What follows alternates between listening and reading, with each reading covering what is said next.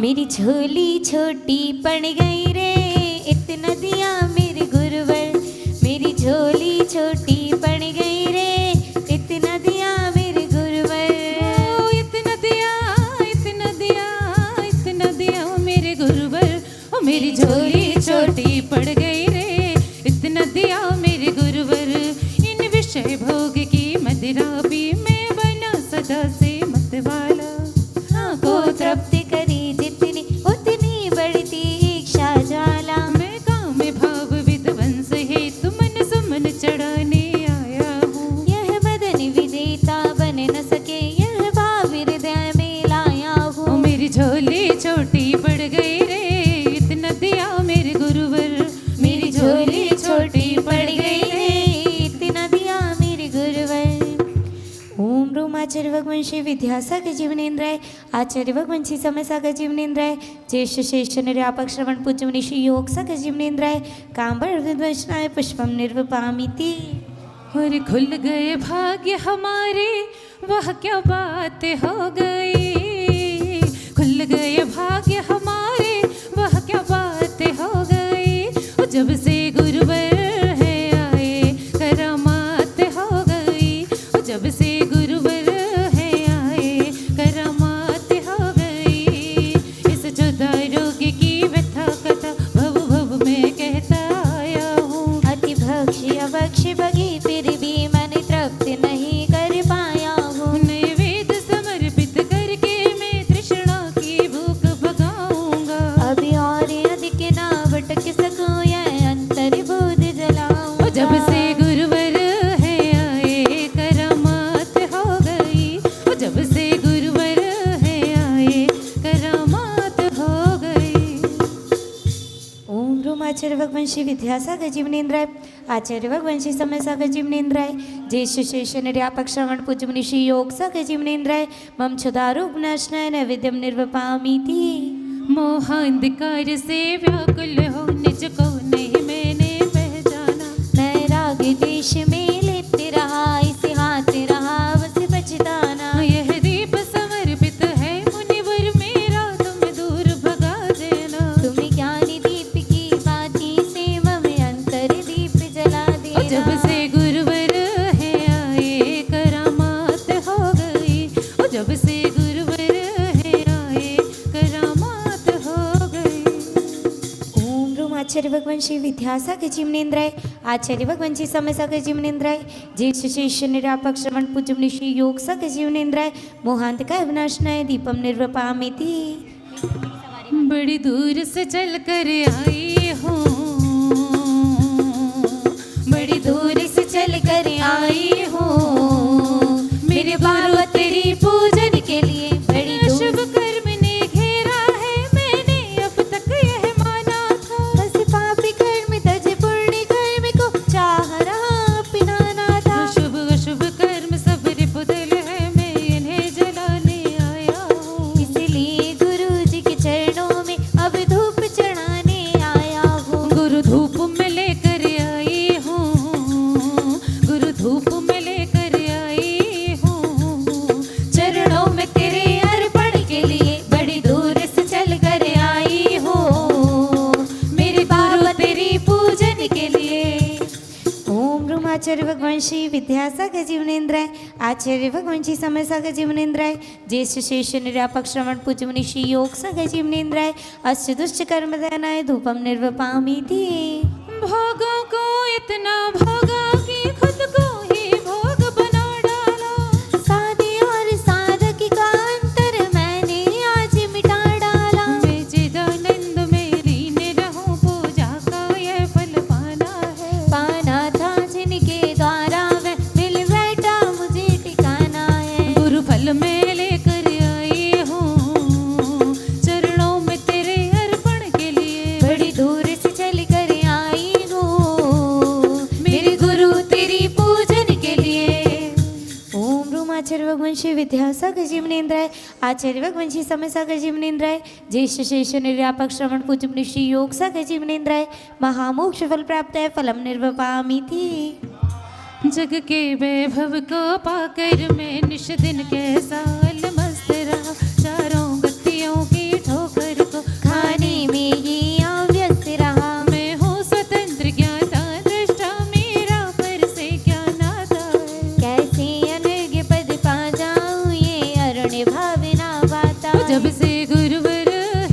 आए करामात हो गई। जब से गुरुवर है आए करामात हो गई।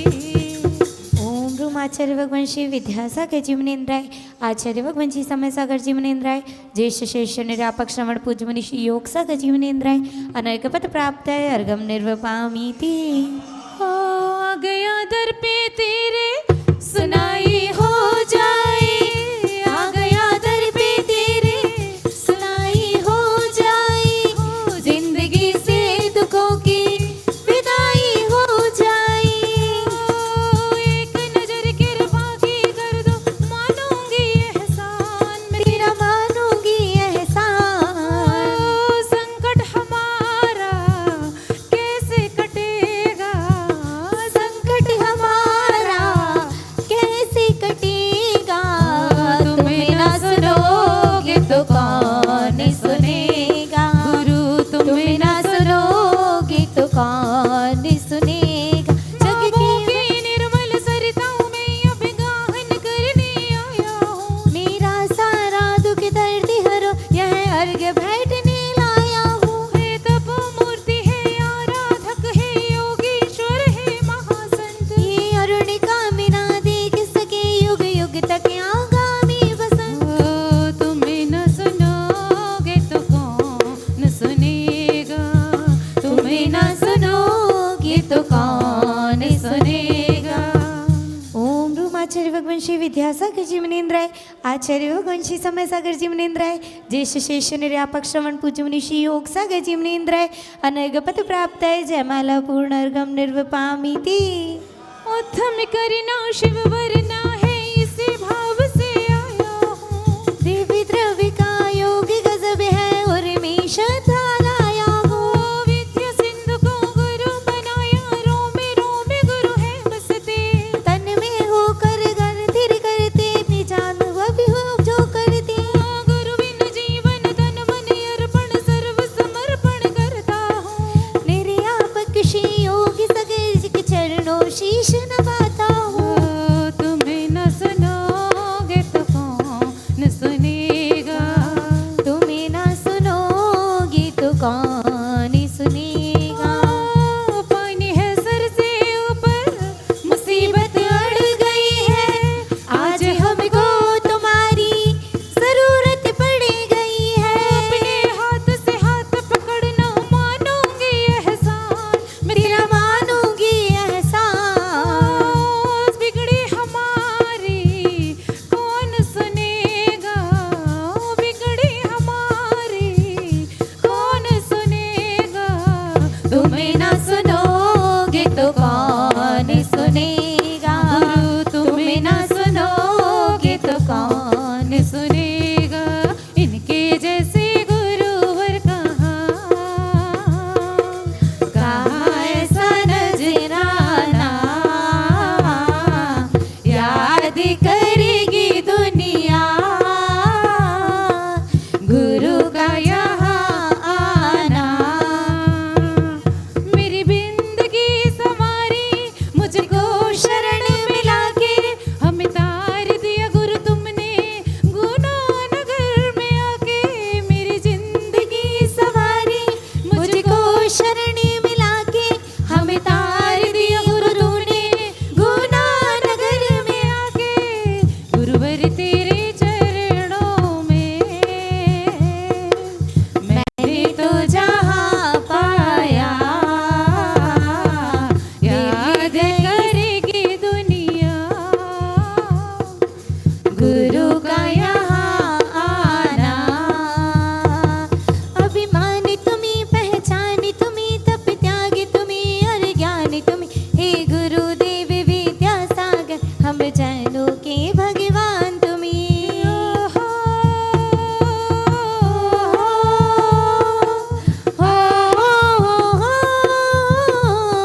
जब तक हो ये धरती गगन गुरु रखना, हमें अपनी शरण इतनी है हम सबकी आरज़ू।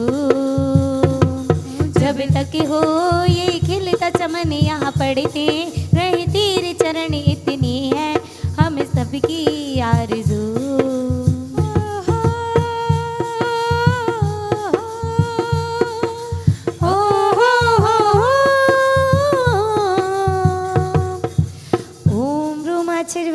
विद्यासागर जी मुनींद्राय, आचार्य वगवंशी समय सागर जी मुनींद्राय, ज्येष्ठ शेष निरापक श्रवण पूज्य मुनिषि योग सागर जी मुनींद्राय, पूज्य मुनिषि निरोग सागर जी मुनींद्राय, पूज्य मुनिषि निर्मोह सागर जी मुनींद्राय, पूज्य मुनिषि निरामय सागर जी मुनींद्राय, पूज्य मुनिषि निर्भीक सागर जी मुनींद्राय, गुना गौरव पूज्य मुनिषि निष्कंप सागर जी, गुड़ सागर जी सुदत्त सागर जी मुनींद्राय आदि ढाई दीप में विराजमान 3 कम 9 करुण राजों के चरणान्मन में जल फलादि जलादि अर्गम पूर्ण अर्गम निर्विपामीति।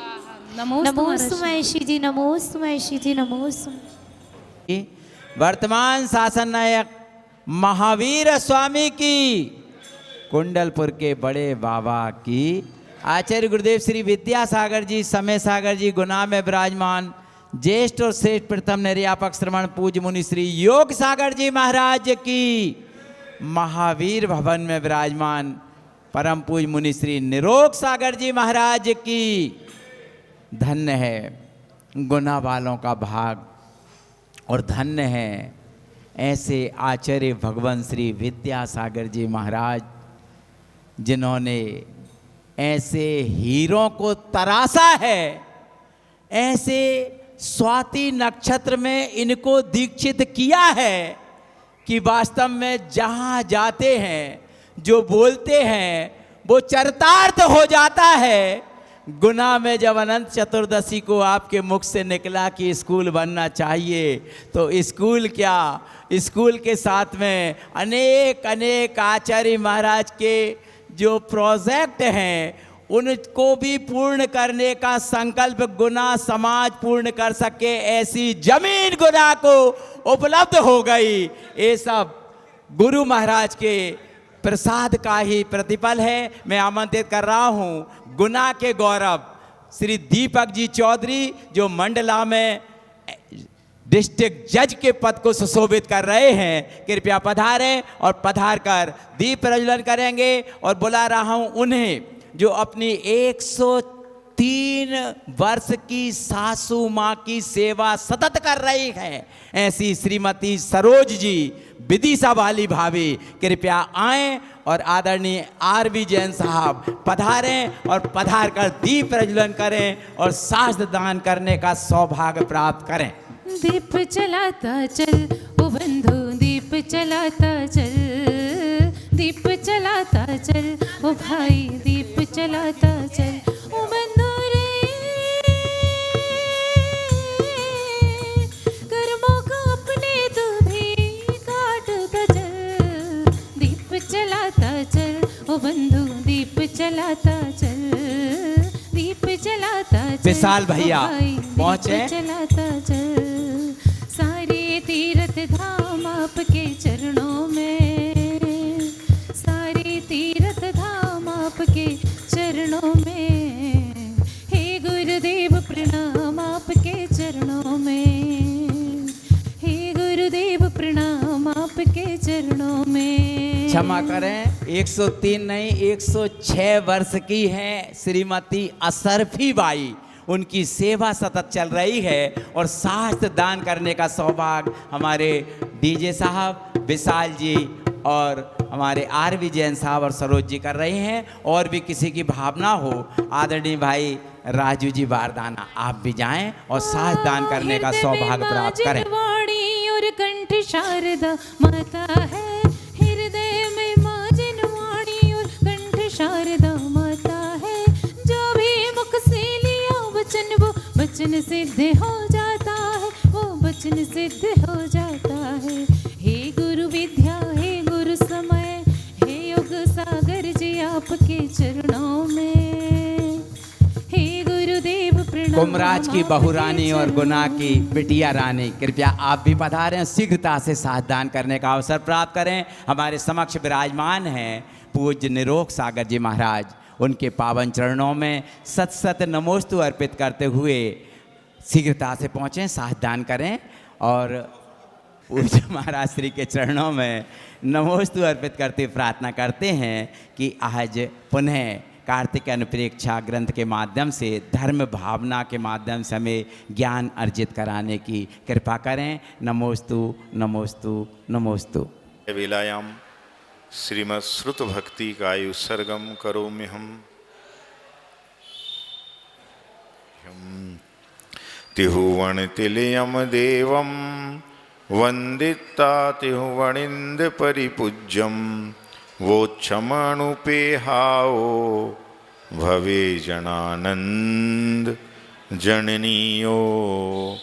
देवादिदेव 1008 मूल नायक चिंतामणि पार्श्वनाथ भगवान की, चतुर्विंशति तीर्थंकर भगवंतों की, परम पूज्य आचार्य प्रवर्षी स्वामी कार्तिकेय महामुनिराज की, संत शिरोमणि आचार्य भगवंत गुरुदेव श्री विद्यासागर जी महामुनिराज की, वर्तमान परंपराचार्य गुरुदेव श्री समय सागर जी महामुनिराज की, गुना में विराजमान ज्येष्ठ श्रेष्ठ निर्यापक स्वमुनि श्री योग सागर जी महामुनिराज की, 3 कम 9 कोटि महामुनिराजों की, परम पूज मुनि श्री निरोग सागर जी महाराज की, समस्त मुनि संघ की।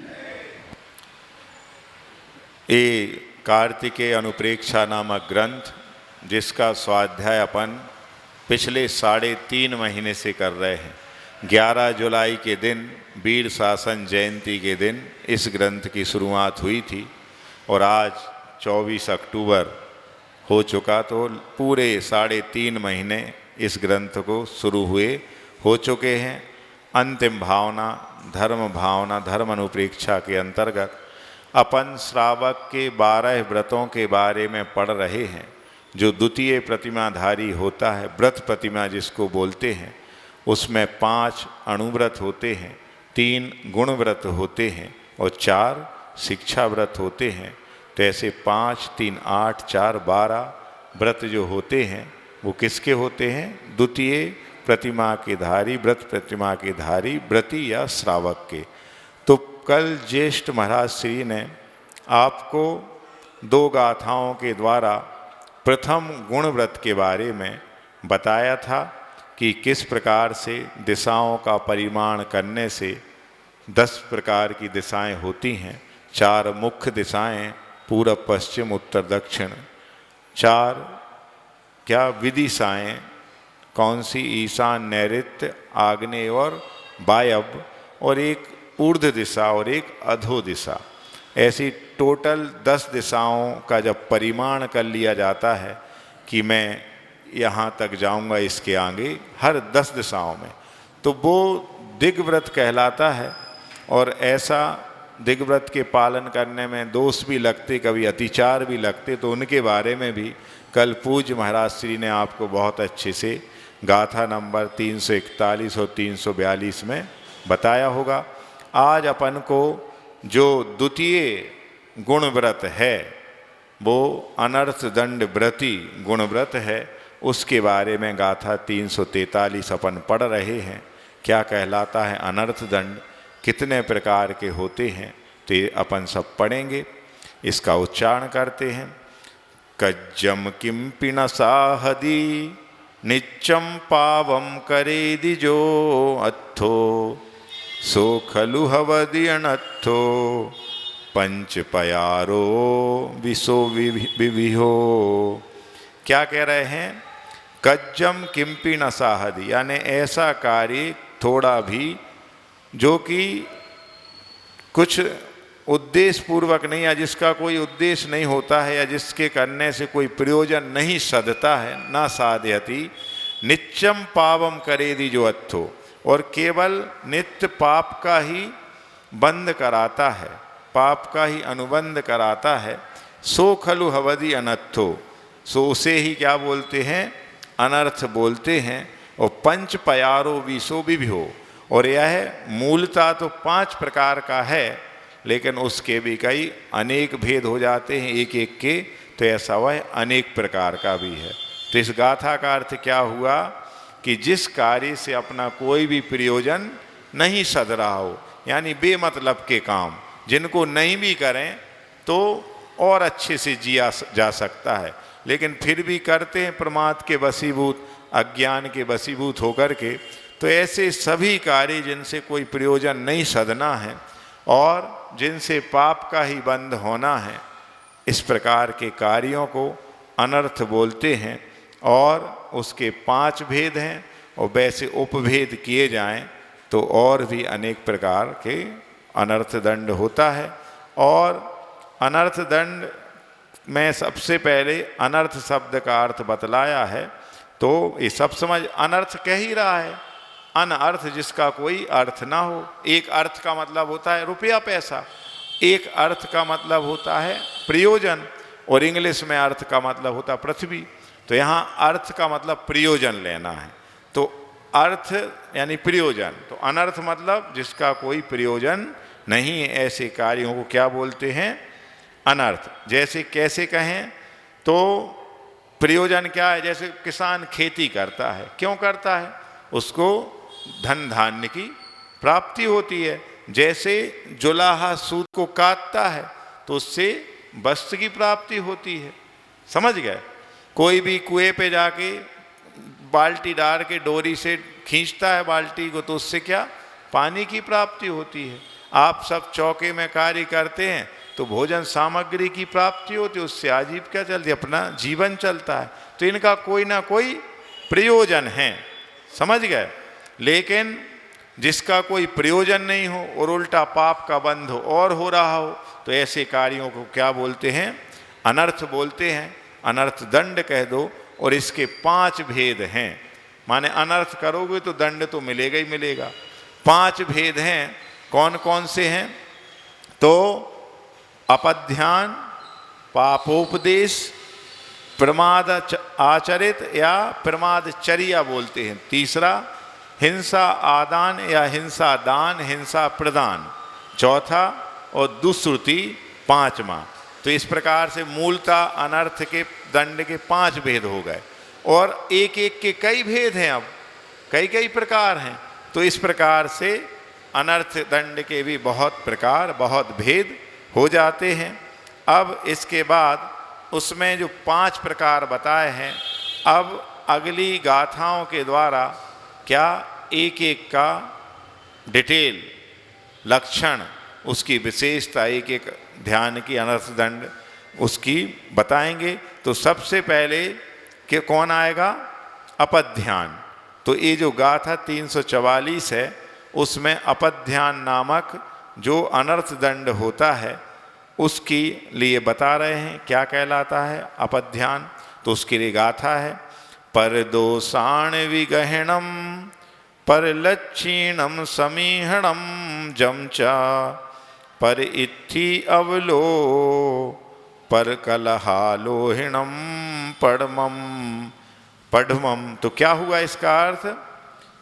पर दोषाणाम अपि ग्रहणम, माने दूसरों के जो दोष हैं उनको ग्रहण करना, मतलब उनके दोषों को ही देखना, उनकी अच्छाई नहीं देख रहे, बस उसी में लगे हैं। जी ऐसो कर रहे, वे वैसो कर रहे, इनने ऐसी गई थी, उनने वैसी गई थी, इन्हों ऐसो ने बोलो चाहिए तो उनको वैसो नहीं, इसी में लगे हैं पूरे टाइम।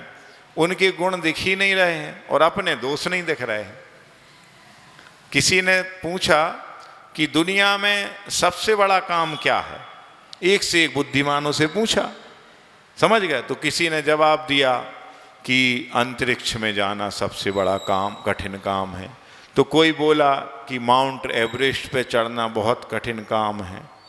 तो उनने कहा वो नॉर्थ पोल साउथ पोल हैं जो, उनकी यात्रा करना, वहाँ तक पहुँचना। तो कोई धर्मज्ञ था, उनने कहा मान सरोवर जा कर के और आदिनाथ भगवान के जो पुत्र ने जो जिनालय बनवाए थे उन तक पहुँच पाना बहुत कठिन है। तमाम प्रकार के उत्तर दिए। किसी ने कहा कि इस एग्ज़ाम में सिलेक्शन पाना कठिन है। तो ये सब तो छोटी मोटी बातें हैं। अंदर की जो सबसे बड़ी बात है कि सबसे कठिन काम क्या है? तो अपने काम से काम रखना। क्या समझे? अपने काम से काम रखना, बाहर की ओर दृष्टि नहीं होना। और जब भी अगर हम आँख खुले तो परगुण देखें, आँख खुले तो परगुण देखें, और आँख बंद हो तो निज के दोष और निज आत्मा के गुण देखें। ऐसा यदि जीवन हो जाता है तो साधुता आने में देर नहीं रहती। साधु का जीवन क्या होता है? अपने काम से काम रखना। 28 जो मूल गुण हैं, 60 जो आवश्यक हैं, उनका अक्षरशः समय अनुसार पालन करना, और जितना बन सकता है तो दूसरों के कल्याण के लिए उपदेश देना या बिना उपदेश किए ही अपनी चर्या से उनको मोक्ष मार्ग प्रशस्त करना, ये साधुता होती है। तो दुनिया का सबसे बड़ा काम अपने काम से काम रखना और किसी चीज़ों पे ध्यान नहीं देना। तो हम इस अनर्थ दंड जो प्रथम प्रकार का है, कौन सा, अपध्यान अनर्थ दंड, उससे बच सकते हैं। तो क्या बताए, परदोषाण विगहणम, दूसरों के दोषों को ग्रहण करना, पर लक्षिणम, दूसरों की लक्ष्मी को, धन संपदा को क्या करना, उस धन संपदा को चाहना कि ये हमें कब मिल जाए, करना धरना कुछ नहीं है, बस ये कब प्राप्त हो जाए, यानी हड़पने के भाव होना। और तीसरा आगे क्या, पर इत्थि अवलो, पराई स्त्री को, दूसरों की स्त्री को ताकना, देखना, अवलोकन करना उसका।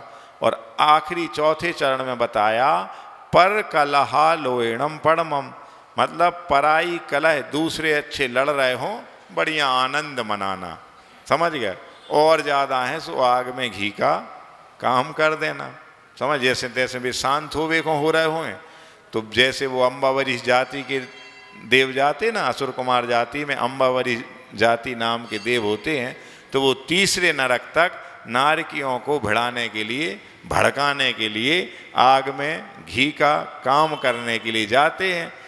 तो जो यहाँ भी ऐसे काम कर रहे हैं, समझ लो अगले भाव में या तो नरक जाना है, और यदि गए, मान लो देवायु का बंध भी जिसने कर लिया हो, तो नियम से देव दुर्गति होगी, भवनत्रिक में जाएंगे और फिर ऐसे ही लड़ाने भिड़ाने का काम करेंगे। तो इस प्रकार से पड़मम मतलब ये पहला प्रकार का जो अनर्थ दंड है अपध्यान, उसके बारे में यहाँ पर बता दिया।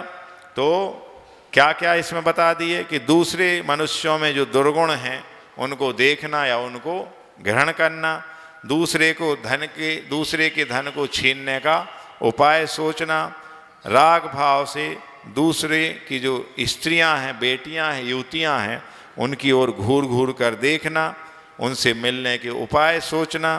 कोई लड़ता हो, या आजकल आपने देखे स्पेन नामक देश है, उसमें बुल फाइटिंग होती है ना, सांडों की लड़ाई होती है, कहीं तीतरों की लड़ाई होती, कहीं मुर्गे लड़ाए जाते हैं, वो मरते, एक मरता है।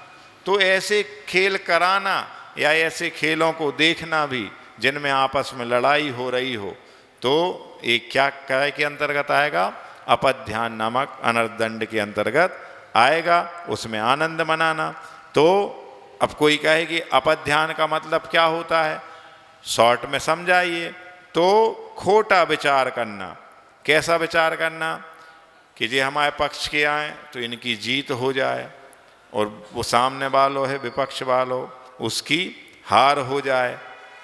इसने तो ऐसा किया है, इसको तो ये छोटी सज़ा मिली, इसको तो फांसी हो जाए, समझ गए, उसको तो आज ही जाके जेल हो जाए, और इसके तो हाथ पैर कट जाएं, या इसकी तो आंखें फूट जाएं, समझ गए।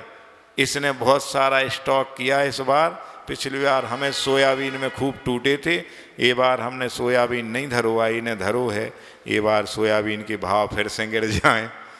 कुछ नहीं, बैठे बैठे सोच रहे, भाई किसी का भला सोचो, हमारी एक फूट रही सो इनकी दो फूटें, इस टाइप का जो सोचना है, ये किस कैटेगरी के अंतर्गत आता है, अपध्यान नामक अनर्थ दंड के अंतर्गत आता है।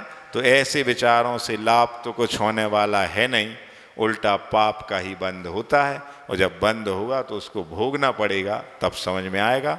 इसलिए इन चीज़ों से अपन को बचना चाहिए। कुछ बुरा अच्छा नहीं सोच सकते ना, तो किसी का बुरा भी नहीं सोचें। अब इसके बाद अगला जो दूसरे नंबर का अनर्थ दंड है, वो पापोपदेश नाम का अनर्थ दंड है। उसके लिए गाथा 345 नंबर की।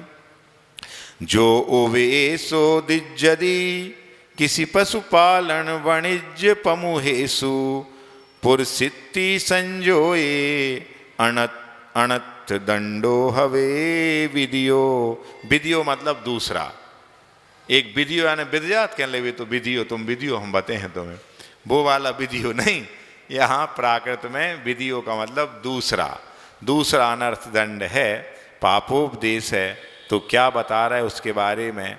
तो ऐसा यह उपदेशा दिए थे, ऐसा उपदेश देना कैसा कि इस प्रकार की कृषि करो, इस प्रकार का पशुपालन, हिंसक पशुओं को पालो, घर में कुत्ता बांधो, बिल्ली को पालो, जितने भी माने हिंसक जीव जंतु हैं उनका पालन पोषण करना। ऐसे उपदेश माने ये करो तुम ये करो, इसका उपदेश दे रहा है, खुद कर रहा है वो अलग चीज़ है, लेकिन दूसरों को भी करा रहा है कि हम तो बढ़िया जर्मन शेफर्ड लाए हैं, है ना, तुम्हें भी अगर चाहने हो तो सस्ते में मिल रहा हो तो बताओ बुलवा दें, समझ गए। और उसको कि भैया जब से हमने कुत्ता रखो है घर पे तो हम तो निश्चिंत हो गए, सोते बिल्कुल बढ़िया, चोर डाकुओं से सुरक्षा हो गई है ना। वो जब भी कोई नकरा से भौंक देते हैं सो में हमारी नींद भी खुल जा तो हम एक आध बार उठ के देख लेते हैं। तो जब से वो आओ है तो हमें माने सुकून है, समझ गया। पर ये नहीं सोच रहे कि आप कितना भी उसको मालपुआ रबड़ी हलवा खिलाओ, लेकिन जब भी वो दौड़ेगा तो हड्डी और मांस की तरफ ही दौड़ेगा, समझ गए। तो ऐसे हिंसक पशुओं का कहीं भी पशुपालन नहीं किया। 2 टाइप के एनिमल होते ना, एक वाइल्ड एनिमल होते जंगली जानवर हिंसक, और एक होते पेट एनिमल पालतू। तो पालतू कौन से हैं? जो हिंसक ना हो, जो मांसाहारी ना हो। भली हाथी क्यों ना पाल लो आप, समझ गए, मांसाहारी नहीं होना चाहिए। तो इस प्रकार से पहला क्या पाप का उपदेश कि ऐसी कृषि का, आजकल आपको पता हो मुर्गी पालन, मछली पालन, ये भी कृषि विभाग के अंतर्गत सरकार की मति देखो कैसी मारी गई। इनको कृषि के अंतर्गत ले रहा है, इनके लिए डोनेशन दे रहा है, इनके लिए सब्सिडी दे रहा है, इनके लिए मछली के बीज आते हैं। देखो क्या कलयुग आ गया, घोर कलयुग। कहाँ ये सरकार जो कही जाती थी कि अच्छी सरकार होगी, ये बूचड़ खाने बंद कराएगी, ये कराएगी, और उल्टे उल्टे बूचड़ खाने खुल रहे हैं। भारत का दूसरा नंबर आ गया शायद मांस निर्यात में। तो इस प्रकार से कृषि के अंतर्गत नहीं, ऐसी कृषि का उपदेश किसी को नहीं देना चाहिए। फिर वाणिज्य, ऐसा व्यापार भी नहीं किसी को उपदेश देना ऐसे व्यापार का कि जिसको लेकर के क्या पाप हो, कि तुम जाके ये गाय है, भैंस है, बैल हैं, यहाँ खरीदो सस्ते में मिलते और वहाँ बेच आओ, वहाँ महंगे में बिक जाते हैं, समझ गए। या हरियाणा से लाओ बढ़िया अच्छी गिर गाय और साहीवाल और यहाँ आके उसको अच्छू बेच दो। अब जाके आपने किसी ऐसे के हाथ में बेच दी कि जब तक वो दूध दे रही थी सो तो वो लगा रहा था, दोहराए थे, और ज्यों वो काम की नहीं बची सुनने तुरंत फ़ोन किया स्लाटर हाउस वालों को और मारने के लिए भेज दिया। तो उसका 6वां हिस्सा पाप का किसको लगेगा? आपको, क्योंकि आपने उसको वो राह दिखाई थी, ऐसा उपदेश दिया था। तो इस प्रकार से ये वाणिज्य पमुहेसु, इस प्रकार से प्रमुख ऐसे वाणिज्य व्यापार को लेकर के उपदेश देना कि इससे बहुत बड़ा लाभ होगा। तो ये तिर्यक वाणिज्य नाम का पापोपदेश होता है। और इस प्रकार से कि ऐसे पानी निकालो, जंगल इस तरह जला दो, छोटे छोटे वृक्षों को ऐसे उखाड़ दो, ये जो खरपतवार उग रही है तो इसके खरपतवार नाशक स्प्रे आते हैं, ये तुम खरीद लो, तुम्हारी खेती में बहुत इल्ली हो रही हैं तो ये पेस्टिसाइड आते हैं, इनका छिड़काव कर दो। ये सब आप उपदेश दे रहे हो, भली खुद नहीं कर रहे हो, तो ये सब पापोपदेश के अंतर्गत आएगा और बहुत पाप का बंध होता है। इसी प्रकार कि यहाँ दासी दास बंगाल में चले जाओ, नेपाल में चले जाओ तो नौकर चाकर बहुत सस्ते मिलते, उनको खरीद लाओ और आप जाके दिल्ली में बेच दो तो आपको कमीशन इतना मिल जाएगा। तो ये सब सलाह देना, फ्री की एडवाइस देना, ये सब काय के अंतर्गत आएगा? पापोपदेश के अंतर्गत आएगा। इसी प्रकार से पक्षी मार, शिकारी, धीवर वगैरह से कहना कि उस स्थान में, उस तालाब में बहुत सारी मछलियां हैं, हम तो पकड़ते नहीं, तुम जाओ पकड़ लेना, तुम्हारा खर्चा गुजारा चल जाएगा।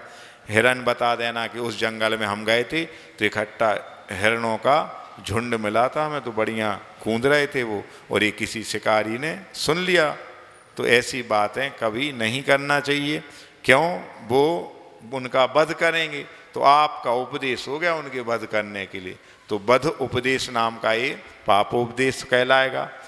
और भी कई चीज़ें हैं। तो इस प्रकार से दूसरे नंबर का कौन, अनर्थ दंड पापोपदेश हो गया। इसके बाद कहा है ना, किसी ने कहा है कि आप जो है यदि किसी से सहयोग 1000 से मांगोगे आप, तो किसी एक से सहयोग मिलेगा अच्छे काम के लिए, और यदि सलाह एक से मांगोगे तो 1000 लोग सलाह दे देंगे। तो सलाह के साथ साथ सहयोग भी देना चाहिए, समझ गए। धर्म के कार्यों में, सामाजिक कार्यों में हम कंधे से कंधा मिला करके यदि सहयोग देते हैं, तो उसमें अपने आप इन पापोपदेश आदि से जो पाप कमाया है, अच्छी सलाह और अच्छा सहयोग देने से वो पाप भी कट जाएगा। तो इस प्रकार से ये दूसरे नंबर का अनर्थ दंड हो गया। अब तीसरे नंबर का जो अनर्थ दंड है, प्रमादचर्या कहो, प्रमादाचरित कहो, इस प्रकार से इसकी अपन गाथा पढ़ते 346 नंबर की। वेहलो जो बावारो पुड़वी तो यान अग्गिवाऊणम तह विबण फरिछेदो अनर्थ दंडो हवे तिदियो। तिदियो यानी तीसरे नंबर का। तो कौन सा है तीसरे नंबर का? प्रमादचर्या। तो प्रमादचर्या में क्या बता दिया उनने? बेहलो जो बावारो यानी विफला या व्यापार, ऐसा व्यापार या ऐसे कार्य करना। व्यापार से मतलब लेन देन वाली चीज नहीं, धंधा नहीं, व्यापार यानी क्रिया। तो ऐसी क्रिया करना जो कि क्या हो, विफल हो, जिसका कोई फल नहीं मिलना हो, बेफल हो, यानी कुछ नहीं उससे प्राप्त हो, बस लगे हैं करने को। तो ऐसा व्यापार उनने क्या बता दिया कि पृथ्वी, पूर्वी यानी पृथ्वी, तोयान यानी जल, अग्नि तो लिखा ही अग्नि, और वायु यानी वायु, और फिर वनस्पति यानी वनस्पति, इनको छेदना भेदना। तो पृथ्वी, जल, अग्नि और पवन के व्यापार में निष्प्रयोजन प्रवृत्ति करना और निष्प्रयोजन ही वनस्पति को काटना। आपने देखा है कुछ नहीं चलते जा रहा है, अब क्यारी लगी है तो बस ऐसा हाथ फेरते जा रहे हैं, जितने फूल लगे थे वे सब झड़ गए। या फूल हाथ में लिए तो अब उसी की पंखुड़ी ऐसे ऐसे निकाल निकाल के फैला रहे, तोड़ रहे। यहीं बैठे मान लो चिटाई का एक तांता निकला है, तांत ऐसा, तो वही को पकड़ के खींच रहे। घर की हुई सो में सिलत है कि जा जुड़ जाए, वो मंदिर की है सब वही को खींचवे में लगे, समझ गए। कुछ नहीं, कागज पड़ा मिल गया एक, तो चाहे तो उसको डस्टबिन में डाल सकते, सब वही को और टुकड़ा कर रहे हैं। कछु नहीं तो बैठे बैठे जी नाखून कतर रहे, दबा रहे, समझ गए। कहीं नहीं तो बस खुजली कर रहे, और ज़्यादा हैं कोई सामने वाला बैठा उसको पिन कर रहा है, उसको गुलगुला रहे, जिनका कोई प्रयोजन नहीं, बस टाइम पास कर रहा है। माने इतनी बड़ी धर्म सभाओं में जहां हमें एकाग्र चित्त होके बैठना चाहिए, पूरा दत्त चित्त होके सावधानी पूर्वक एक एक चीज सुनना चाहिए, ग्रहण करना चाहिए, और वहां हम ये सब चीजें करेंगे तो ध्यान एकाग्र होगा कि भटकेगा? भटकेगा, और भटकेगा सो भाव भाव में भटकोगे, क्योंकि यही तो उपदेश है। जिन उपदेश को पाकर के हम समीचीनता की ओर आएंगे, हम जाके ये जो पढ़ रहे हैं इस व्रत प्रतिमा के इस दूसरे गुण व्रत को हम ग्रहण करेंगे। लेकिन जब हम वैसे ही सुन के, इस कान से सुन के इससे निकाल देते हैं या टाइम पास के लिए आ जाते हैं, तो उससे कुछ होने जाने वाला नहीं है। तो इस प्रकार से पृथ्वी, जल, अग्नि, वायु, वनस्पति, कायक, इनका छेद। अब जैसे आए और पैर धो रहे हैं, अब नल खोला सो खुला ही छोड़ दिया, का है देख लो 20 फुट पे 4 जने तो और आ रहा है। सो इतने सेवा भावी भैया वृत्ति शिरोमणि हैं कि भाई उनको वहाँ टोंटी खोल लेने पड़े, सो खोल के तो इन्हें डार दी। जा नहीं सोची कि भाई कितने जल का एक जीवों को घात होगा वो में, समझ गए। पंखा आए, खुद ने चला, और त्याग नहीं है, ठीक है भैया तुम्हारा नहीं है त्याग, तो चला दिया। अब जाके उनने कहा अब अगले पुजारी तो और आएंगे, तो अपन बंद काहे करो, उनको बेचारों खुद चालू करने पर तो चल छोड़ दे। कितना पाप कुमार, कितने वायु कायिक जीवों का, वायु कायिक तो छोड़ो, संगी पंचेंद्रिय जीवों का घात होता। चिड़िया आदि इनमें फंस जाए, यदि टकरा जाती तो संगी पंचेंद्रिय जीवों का भी घात इन पंखा आदि से हो जाता है। लाइट जली है तो जल रही है, जहाँ एक बल्ब की आवश्यकता है 20-20 जल रहे, तो ये सब काय में आएगा? इसी प्रमादचर्या नामक अनर्थ दंड में आता है। और अपन कर लेते हैं ये चीज़ें, समझ में नहीं आती है। आजकल मोबाइल सबके हाथ में है। जियो ने जब तक प्लान निकाले हैं हर किसी को मार डाला। नाम है जियो, एक भी नहीं जी पा रहा है। कैसे? पूरे टाइम उसी में लगे, कितना समय बर्बाद हो जाता है, कितने घंटों घंटों अपन वो सब ऐसी ऐसी अंगुली चलाते रहते हैं। किसी ने कहा है कि जितनी अंगुलियां आपने उस मोबाइल की टच फोन की स्क्रीन पर ऐसी घुमाई हैं, इतनी यदि काउंटर या माला जो काउंटर दिया था ना नीलू सागर जी ने, उस पर घुमाई होती तो कितने असंख्यात गुणी कर्मों की निर्जरा आपकी हो गई होती और संसार बढ़ने की बजाय कम हो जाता। और अपन उसी मोबाइल में लगे रहते। एक एक व्यक्ति हजार हजार ग्रुप से जुड़ा, व्हाट्सएप से, कहीं इंस्टाग्राम से, कहीं टेलीग्राम से, कहीं फेसबुक से, और बस उसी में संलग्न है। फ्री हो गया। पहले हम लोग जब रहते थे, पढ़ते थे, तो वहाँ STD पे जाते थे इमरजेंसी कॉल करने के लिए, तो उसमें स्टार्टिंग होती थी पल्स 3 रुपया 31 पैसे से। जी हम 30 साल पहले की बात बता रहे हैं। और एक एक पल्स बढ़ती थी, जो 5 सेकंड 10 सेकंड 20 ऐसी अलग अलग रहती थी डिस्टेंस से, तुरंत खिसकता था। तो उसमें डिस्प्ले लगा रहता था, पता चली 21 रुपये हो गए, 50 रुपये हो गए। और उस जमाने के 50 आज के 5000, समझ गए? पता चली महीना भर के लिए 500 रुपये मिलते थे पॉकेट मनी के लिए। 30 साल पहले की बात बता रहे। तो उस समय एक एक पल्स एक एक सेकंड को गिनते थे। अब फ्री कॉल है, पूरा अनलिमिटेड है, कुछ नहीं देख रहे, घंटों घंटों बतिया रहा है, फालतू की चर्चा हो रही, उसी में आपस में डिस्प्यूट हो रहे हैं। जो लड़की की शादी कर दी, अब वो ससुराल की एक एक बात बता रही, माँ यहाँ की वहाँ उस सास को इंटरफियर कर रही, यहाँ उल्टी सीधी सलाह दे रही, इसीलिए घर बिगड़ रहे हैं, संयुक्त परिवार एकल परिवार में बदल रहे हैं।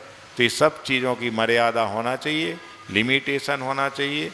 परिज्ञा परिमाण व्रत जो होता है 5वें नंबर का अणुव्रत, वो सबका होना चाहिए, भली प्रतिमा हो चाहे नहीं हो, यदि पाप से बचना है तो इस प्रकार से बिना प्रयोजन के ये भूमि खोदना, पृथ्वी को खोदना, पत्थर को तोड़ना, ईंटें बनाना, पानी बिखराना, नल खुला छोड़ देना, आग का जलाना, जंगल को जला देना, दूसरों को आग देना, हवा करना, ये सब चीज़ें बैठे बैठे वृक्ष लता फूल फल पत्ते टहनी आदि को तोड़ते रहना, ये सारे काम जिनसे वस्तुओं का व्यर्थ में दुरुपयोग ही होता है और कुछ भी लाभ नहीं होता है। और यहाँ तक कि ज़रूरत से ज़्यादा खाना, ये भी प्रमादचर्या के अंतर्गत आएगा। क्यों?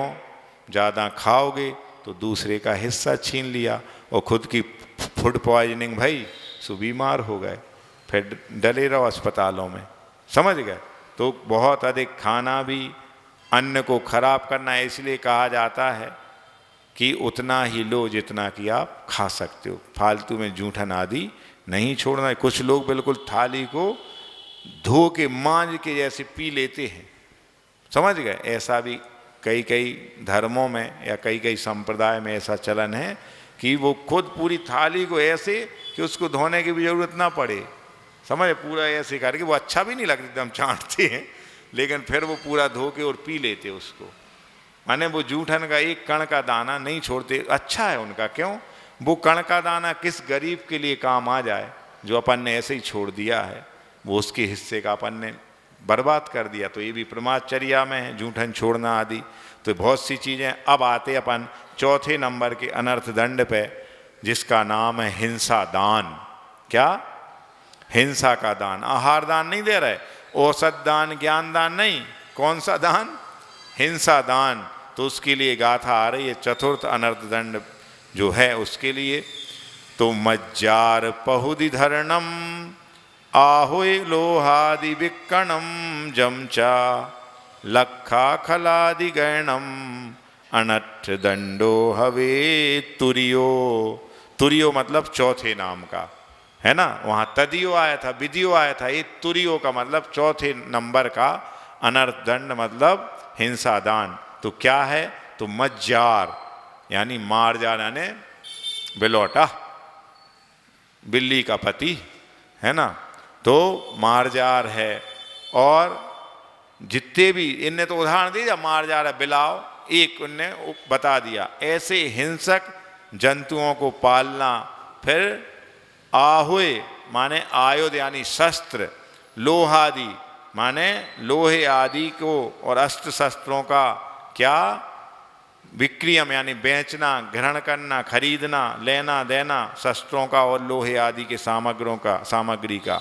और फिर लखा खलादि ग्रहणम, और लाख यानी लाख, पांडवों को बना था ना लाख का वन, उसमें आग लगा दी थी कौरवों ने, तो ऐसे लाख आदि है। और फिर क्या लिखा उनने, खल आदि मतलब विष आदि जो हैं उनका लेन देन करना, व्यापार करना। और आज के समय में बताओ क्या क्या कर रहे जैन बंधु, जैन धर्म और जे कर्म, जूते चप्पल की दुकानें खोल ली हैं, ब्यूटी पार्लर हमारी माँ बहनें कर रही हैं, और पेस्टिसाइड के धंधे में, पटाखे के धंधे में जितना माने क्या परसेंटेज मिलता है उतना किसी में परसेंटेज नहीं मिलता। फटाके भली 2 महीने चलते, 20 दिन चलते, आजकल तो साल भर चलते शादी विवाह में। तो उनके बड़े बड़े स्टॉकिस्ट जितने भी हैं हर जगह, यहाँ नहीं पूरे मध्य प्रदेश में, वो जैन ही हैं। और यहाँ तक अब तो कुछ जैन ऐसे हो गए कि स्लाटर हाउस में भी उनका क्या पार्टनरशिप है कि हमारे जी 5 करोड़ रुपए तुम अपने स्लाटर हाउस में लगा लो, उसका हमें इतना परसेंटेज देते रहना। समझ गए? तो ये जितने भी लोग कर रहे कीटनाशक का काम, जूते चप्पल बेचने का काम, ब्यूटी पार्लर चलाने का काम, और भी कई चीज़ें हैं, समझ गए? ये हिंसा के उपकरण बेचना, बंदूक है, तमंचा है, और हाँ एक और चलता, चूहा के पकड़ने का पिंजरा। और एक तो ऐसा आता कि उसमें ऐसा स्प्रिंग वगैरह रहती कुछ, तो वो जो आता बस ऐसा दब जाता, वहीं उसकी डेथ हो जाती। तो ये सब यदि आप इनको खरीद रहे हो, बेच रहे हो, तो ये सब काय के अंतर्गत आएगा, हिंसा दान के अंतर्गत आएगा। तलवार, भाला, छुरी, धनुष, जितने भी अस्त्र शस्त्र हैं इनका व्यापार करना। अब तो इनने ये भी दे दिया कि फावड़ा, कुलाड़ी, गेंती है ना, दराती, आरी, कटर मशीन है ना, ग्राइंडर, इन सब को भी बेचना, ड्रिल मशीन, तो ये सब काय के अंतर्गत आएगा। अपने लिए भाई उपयोग के लिए करना वो अलग चीज़ है, लेकिन आप इनका व्यापार कर रहे हो तो इन सब से हिंसा होगी। जैसे जेसीबी चलती हैं किन्हीं के यहाँ, पोकलेन रखे हैं मशीन, या ड्रिल मशीन, वो कौन सी पानी खोदने की, बोरवेल आती हैं, उनका व्यापार कर रहे हैं आप, तो ये सब काय में आएगा, हिंसा दान में आएगा। तो फिर महाराज जी क्या करें का हाथ पे हाथ धरे बैठ जाएं, फिर कमाए हैं न तो खाएं का, दिमाग खाएं का दूसरों को नहीं। ऐसे काम करो जिससे कम से कम हिंसा हो। आरंभी उद्योगी हिंसा तो हर चीज़ में है, लेकिन जिससे कम हो ऐसे काम अपन सबको, त्यागी व्रतियों को नहीं, हर जैन को करना चाहिए, जिनसे कम हिंसा होगी तो ही, लेकिन कम से कम हो तो ऐसे काम करना है। जैसे अफीम, गांजा, चरस, कोकीन या फिर शराब के ठेके लेना या उनमें पार्टनरशिप होना, नाम तो दूसरे का है लेकिन अंदर से अपने भी पैसे लगे हैं। तो ये सब जो व्यापार हैं ये शुद्ध हिंसा को करने वाले हैं, ऐसे नहीं करना चाहिए। अब तो यानी कोई बोलेगा हिंसा दान की शॉर्ट में डेफिनेशन क्या है, तो हिंसा के साधनों का लेन देन करना ये हिंसा दान है। तो इस प्रकार से कितने हो गए? 4, एक और बचा अभी, 5वां कौन सा है बताओ? हैं? दुष्श्रुति। दुष्श्रुति नाम का जो 5वें नंबर का अनर्थ दंड है उसको अपन यहाँ गाथा के द्वारा पढ़ रहे हैं। 348 नंबर की गाथा है। जम सवर्णम सत्ताणम भंडन वसीहरण काम सत्थाणम परदोषाणम चत्तहा अनत दंडो हवे चरिमो। अब इसमें चरिमो आ गया, पंचमो किया। चरम यानी अंतिम। तो अंतिम कौन सा है? 5 ही है, तो 5वां। तो क्या कह रहे हैं? जम श्रवणम सत्तानम, जिन शास्त्रों के सुनने से क्या होता है?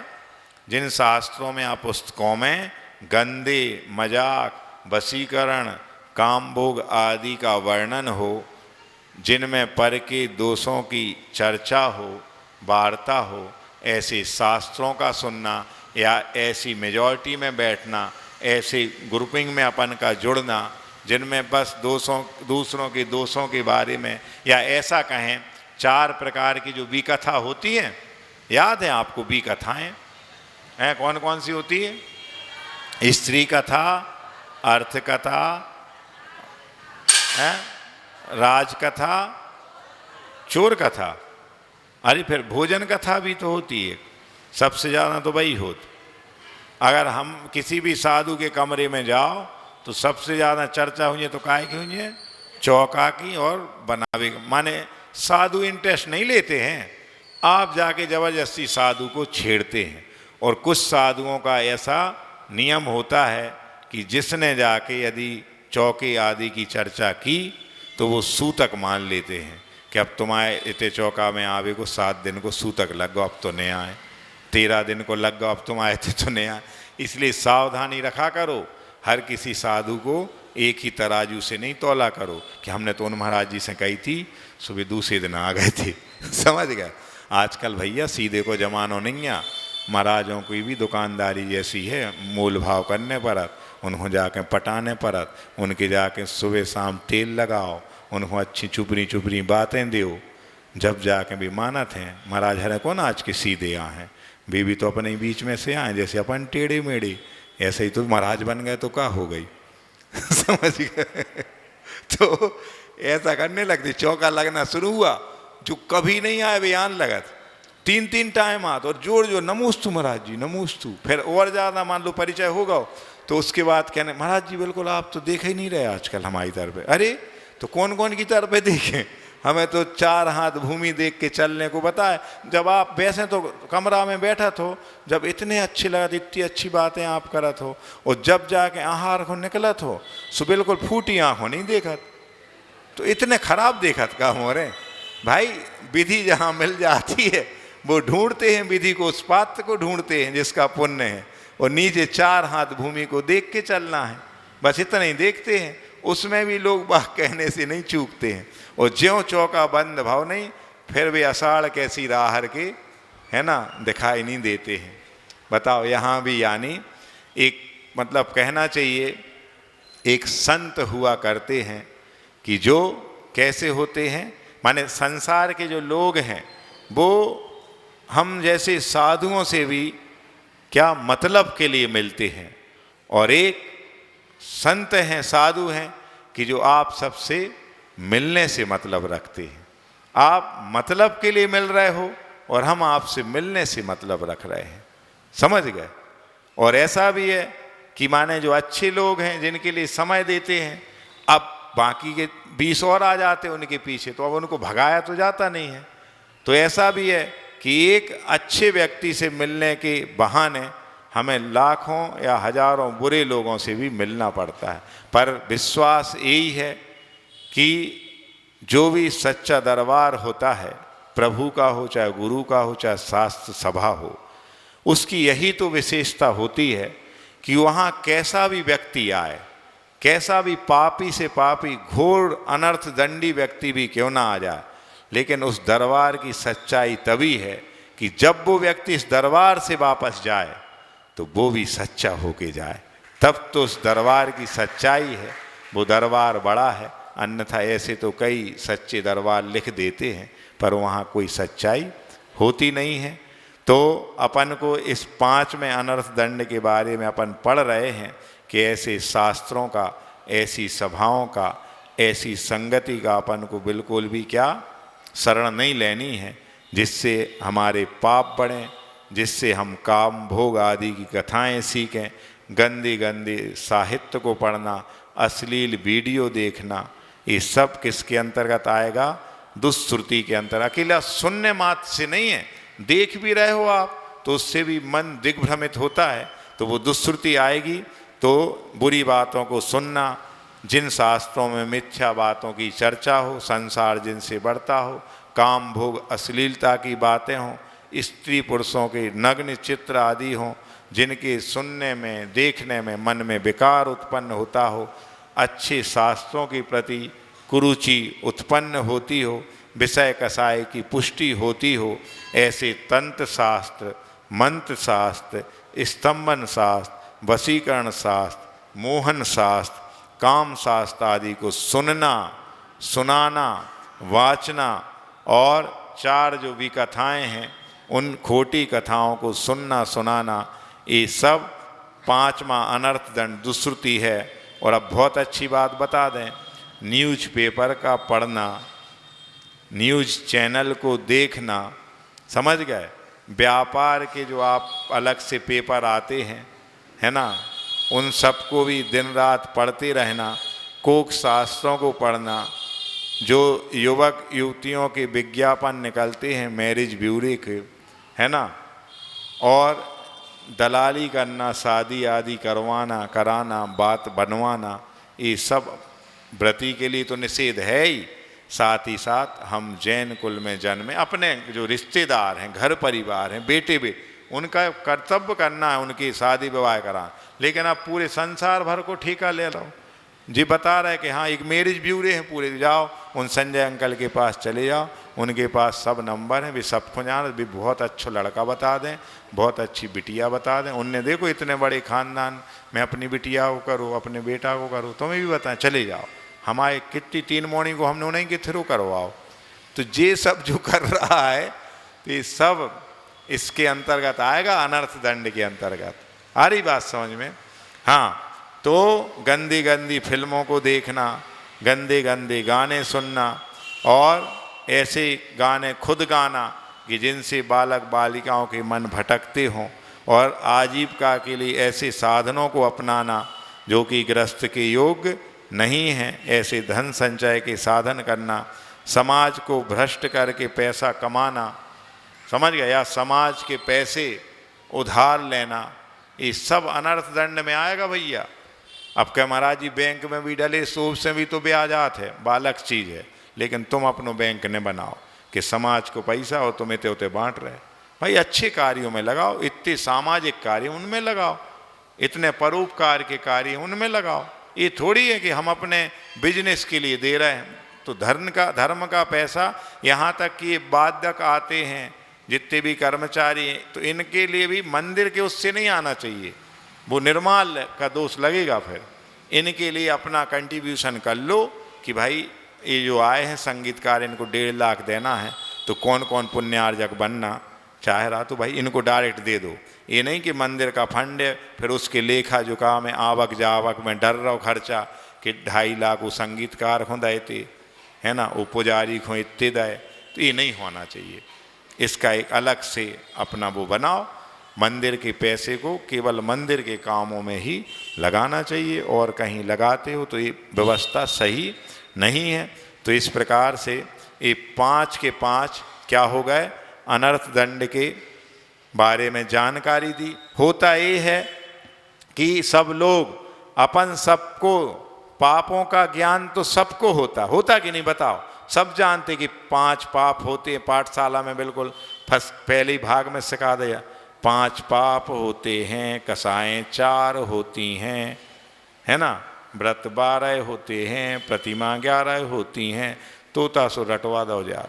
लेकिन खुद बूढ़े हो गए तो सभी को पापों का ज्ञान तो होता है, लेकिन पापों से कैसे बचा जाए यह ज्ञान जिसको हो गया तो उसकी सच्ची पढ़ाई हो गई, उसकी सच्ची संगति हो गई। अकेले ज्ञान होने से कुछ नहीं होना है, उससे बचने के उपाय भी अपन को आना चाहिए, है ना। क्योंकि बुराई की एक खासियत है कि वो कभी हार नहीं मानती, बुराई कभी हार नहीं मानती, और अच्छाई की एक खासियत है कि वो कभी हारती नहीं आई समझ में। जैसे वो है ना कि सत्य परेशान तो हो सकता है लेकिन पराजित कभी नहीं होगा, और झूठ का कितना भी जलजला हो जाए लेकिन झूठ की कभी जीत हो नहीं सकती है। इसी प्रकार जो बुराई की एक खासियत है कि वो कभी हार नहीं मानती है, और अच्छाई की एक खासियत है कि वो कभी हारती नहीं है, जीतती है वही। समझ गए? और अपने व्यक्तित्व को ऐसा बनाए अपन कि तारीफ हर कोई करे, ये अपन कभी मत चाहो कि हमारी हर कोई तारीफ करे, लेकिन कोई बुरा ना कह सके, ये कोशिश तो अपनी जरूर होना चाहिए। नहीं आई समझ में? मतलब हमारे अंदर जितनी बुराइयां हैं वो हम निकालते जाएं, रिफॉर्मेशन प्रोसेस चलती रहे, तो जाके कोई हमें बुरा नहीं कहेगा। लेकिन हम जो विशुद्धि की ओर जा रहे हैं, हम अच्छे बन रहे हैं, तो इसके लिए नहीं बन रहे हैं कि 4 लोग हमारी तारीफ करें या समाज द्वारा हमारा सम्मान हो, हमें बढ़िया मेडल पहनाया जाए और यहाँ सास श्रीफल और ये सब भेंट करने में सबसे पहले बुला जाए। इसके लिए अपन को अच्छा नहीं बनना है, अच्छे के लिए बनना, अपने कल्याण के लिए बनना है। तो तारीफ हर कोई करे, कभी मत चाहो, लेकिन कोई बुरा ना कह सके, ये कोशिश तो जरूर होना चाहिए। और दूसरा ये है कि अगर अपन भाग्य के भरोसे भी बैठे रहेंगे, केवल पुरुषार्थ नहीं करेंगे, तो कभी संसार से पार नहीं हो सकते। हम ये भी नहीं कह रहे हैं कि आप भाग्य को नहीं मानो। सफलता तभी मिलती है जब हम कठिन परिश्रम भी करें और हमारा पूर्व जन्म का जो पुण्य है, जिसको गुड लक बोलते, भाग्य बोलते हैं, जब वो भी साथ दे तो हमारी सक्सेस में 4 चांद लग जाते हैं। तो किसी ने कहा है कि मैंने छोड़ दिया है किस्मत पर यकीन करना, अगर लोग बदल सकते हैं तो किस्मत क्या चीज़ है। अगर लोग बदल सकते हैं तो किस्मत क्या चीज़ है, वो भी बदलेगी। और जो भाग्य में है वह भाग कर ही आएगा, और जो भाग्य में नहीं है तो वो आकर भी भाग जाएगा। इसलिए सच्चे अर्थों में पुरुषार्थ करो, किस्मत को कभी नहीं कोसो कि हमारे लिए ये मिला है वो मिला है। अरे ये सोचो क्या नहीं मिला अपने लिए, सब कुछ तो मिल गया है। गाते ना भोजन, सब कुछ तो मिल गया है गुरु दर्शनों के बाद, अब और क्या मैं चाहूं, है ना, प्रभु दर्शनों के बाद, ऐसा गाते ना। तो जब सब कुछ तो मिल गया, फिर किसकी तमन्ना है। इसलिए जितना मिल रहा है उससे कम नहीं आंको, बस उसको संभाल लो, सहेज लो, तो अपना मार्ग प्रशस्त जरूर है और एक ना एक दिन मंजिल अपन को अवश्य मिलेगी। अपने भाग्य को कभी नहीं कोसना चाहिए। जो भाग्यवान होते हैं वो कभी अपने भाग्य को नहीं कोसते हैं, और जो भाग्यहीन होते हैं उनके लिए कितना भी मिल जाए वो हमेशा कोसते रहते। इसलिए उनका नाम क्या है, भाग्यहीन। माने वो अपने भाग्य को क्या कर रहा है, हीन करते जा रहा है, घटाते जा रहा है। तो अपने भाग्य का अपनी तारीफ नहीं करो, लेकिन कम से कम इतना कॉन्फिडेंस तो रखो कि हमें जो मिला है वो कितनों को मिला है, हम कितने माने पुण्यवान जीव हैं, जिस पंचम काल में भी हमें सब कुछ तो मिल गया, अच्छा जो भी था सब मिल गए। सच्चे देवशास्त्र गुरु जिसको मिल गए, अब और क्या चाहिए। समझ गए? एक प्रभु की शरण मिल गई तो अब हमें और किसी की शरण की आवश्यकता है ही नहीं, कहीं जाने की और आवश्यकता है ही नहीं। क्यों? क्योंकि जिनके लिए सच्चे प्रभु मिल जाते हैं, हमने शायद एक आध बार और सुनाया था कि जमाना जब भी मुझे मुश्किल में डाल देता है, मेरा प्रभु मेरा गुरु हजारों रास्ते निकाल देता है। जब ये प्रभु बैठे हैं तो हमें समस्या कोई है ही नहीं, और यदि समस्या है भी तो भैया समाधान भी वही देंगे, हम क्यों चिंता कर रहे हैं। कोई समस्या ऐसी है ही नहीं संसार में जिसका समाधान प्रभु दरबार में, गुरु दरबार में नहीं मिलता हो। पर हम भिखारी की तरह ही नहीं बने।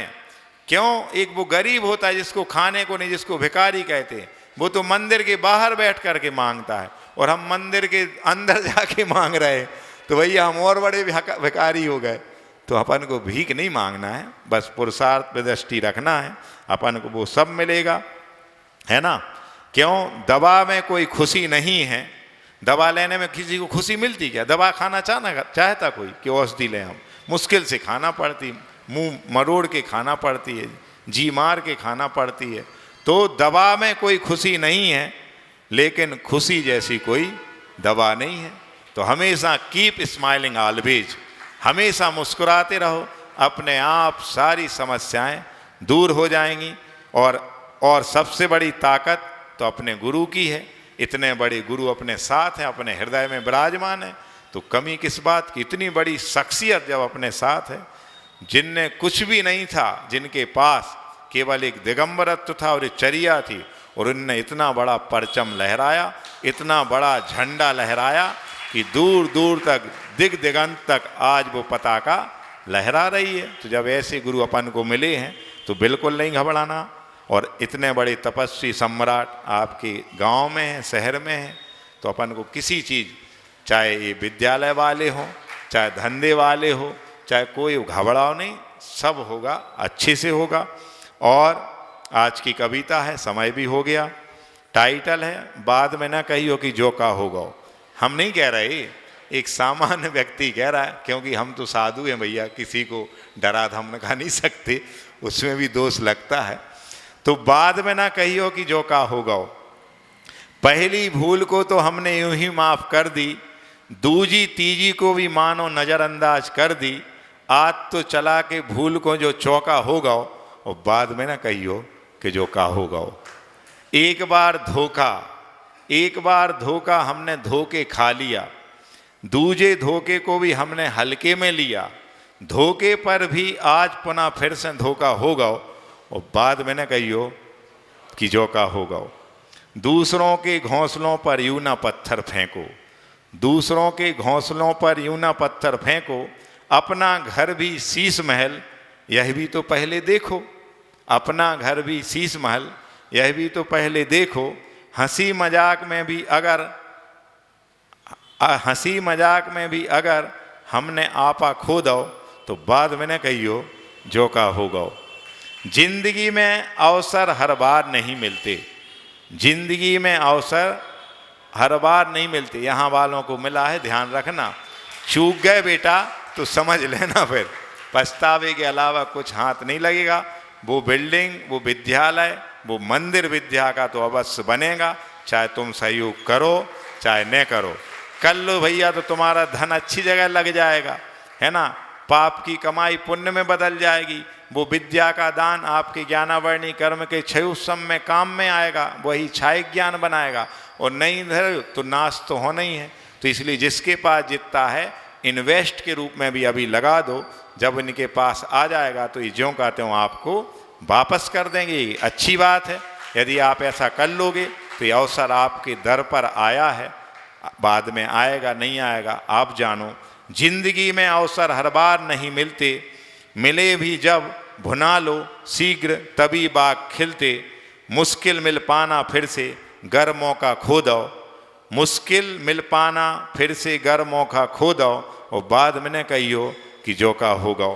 निश्चित ही मेहनत का फल हमें आप सबको मिलेगा, निश्चित ही मेहनत का फल हमें मिलेगा। आज कुल मिले भले, आज कुछ मिले भले, या कल भी कुछ फलेगा। धैर्य रखो पाना कठिन, धैर्य रखो पाना कठिन, गर भरोसा खो दो, गर भरोसा खो दो, और बाद में ना कहियो कि जो का होगा, बाद में ना कहियो कि जो का होगा। तो इसलिए अपन इस विद्यालय की योजना में बढ़ चढ़ करके आगे आए। ये नहीं हो कि जब संजय भाई, अनिल अंकल आपके द्वार पे आए, जब ही आप चला करके उनको जी महसूस करके गुड़िया करके दो। बात तो तब है जब आप उनके ऑफिस में आएँ, उनके घर जाएं और ये कहें कि संजय भाई विद्यालय के लिए मेरी तरफ से, मेरे पास ये 50 लाख रुपए पड़े हैं, फालतू हैं, कोई काम के हैं नहीं, अभी आप लगा दो, जब आपके विद्यालय से आ जाएंगे तो आप हमें वापस कर देना। या फिर ये 5 लाख रुपए हैं, ये अभी आप मेरी तरफ से टोटली दान मान लो, मुझे नहीं चाहिए भाई, वापस मैं नहीं लूँगा। 2 योजना, या तो पूरे से दे दो, या फिर इन्वेस्ट के लिए, अपने समाज के उत्थान के लिए, इस विद्या के मंदिर के निर्माण के लिए। वो विद्या के सागर तो चले गए, इतना बड़ा विद्या का मंदिर अपन को बनाने के लिए सौंप गए। तो ऐसे उन विद्या सागर संत के उस विद्या मंदिर को अपन चलाएंगे, तो वो भी जहाँ होंगे देखकर बहुत खुश होंगे कि गुना समाज ने एक बहुत बड़ा काम किया है, एक बहुत बड़ा बीड़ा उठाया है। मैंने तो केवल छात्राओं के लिए प्रतिभा स्थली खोली थी, लेकिन उसी प्रतिभा स्थली की एक ब्रांच यहाँ भी आ जाए और साथ ही साथ हमारे जो होनहार नवयुवक हैं, बच्चे हैं, बच्चियों के लिए तो है, तो उन बच्चों के लिए भी एक अच्छी संस्कारित संस्था खुल रही है, तो उसमें आप सब सहयोग करेंगे ऐसा हम सोच ही सकते हैं। क्यों? रखो हौसला वो मंजर भी आएगा, प्यासे के पास चलकर समंदर भी आएगा, थक कर न बैठो ये मंजिल के मुसाफिर, मंजिल भी मिलेगी और मिलने का मज़ा भी आएगा, मंजिल भी मिलेगी और मिलने का मज़ा भी आएगा। इन्हीं भावों के साथ कि अपन सबको अपनी मंजिल मिले, अपन को अपने वो गुरु पुनः मिलें और एक दिन हम सबको मोक्ष की भी प्राप्ति हो, इन्हीं भावों के साथ बोले आचार्य गुरुवर विद्यासागर जी महामुनिराज की बोधि समाधि परिणाम शुद्धि स्वात्मोपलब्धि शिव सौख्य सिद्धि चिंतामणिम चिंतित वस्तुदाने ताम बंद मानस ममास्तु देवी कायुत्सर्गम करोमि हम।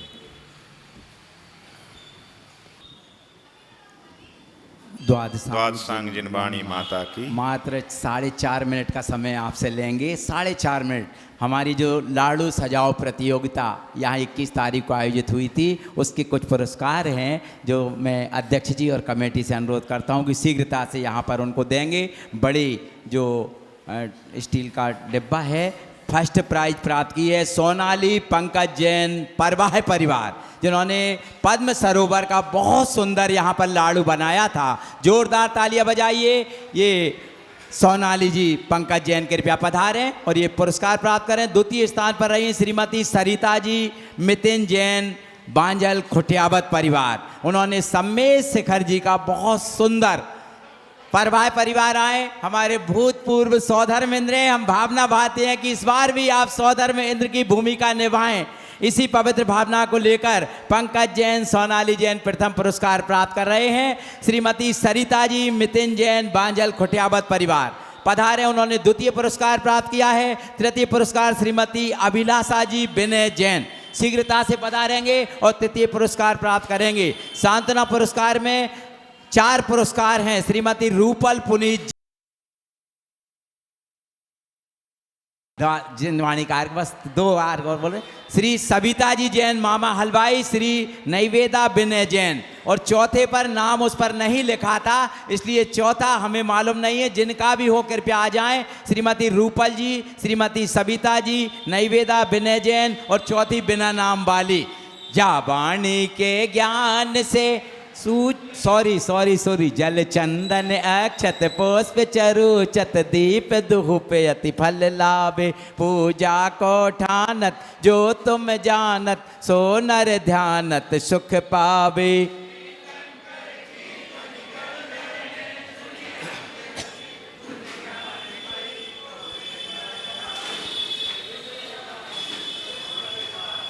ओम निशि जिन मुखोद्भव सरस्वती दिव्य प्रथमम कर्णम चरणम दिव्यम षटखंडागम जय धवल महाधवल पंचाधिकाय पंच परमागम तत्वार सूत्र 10 अध्याय कार्तिकेय अनुप्रेक्षा महान ग्रंथ राज्य धर्म भावनाभ्यो पूर्णर्गम न पामती। नमोस्तु महाराज श्री, नमोस्तु नमोस्तु नमोस्तु। सभी को जय जिनेन्द्र।